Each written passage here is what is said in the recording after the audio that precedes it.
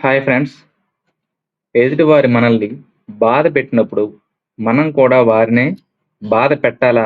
లేక మంచితనాన్ని నిలబెట్టుకోవాలా? ఈ కథ వింటే మీకే అర్థమవుతుంది.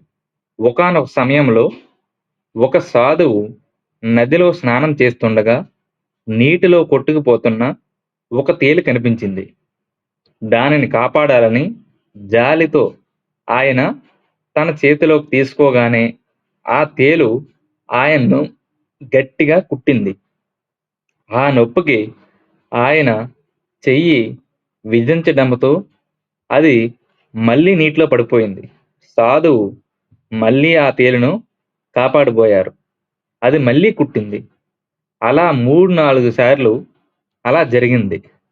పక్కనే ఉన్న ఒక వ్యక్తి ఇది చూసి ఆశ్చర్యపోయి ఇలా అడిగాడు, "స్వామీ, అది మిమ్మల్ని అన్ని సార్లు కుడుతున్నా మీరు దానిని ఎందుకు కాపాడుతున్నారు?" అని. అప్పుడు ఆ సాధువు ప్రశాంతంగా ఇలాగ సమాధానం చెప్పారు. "నాయనా, కుట్టడం అనేది ఆ తేలు స్వభావం. కాపాడడం అనేది మనిషిగా నా స్వభావం.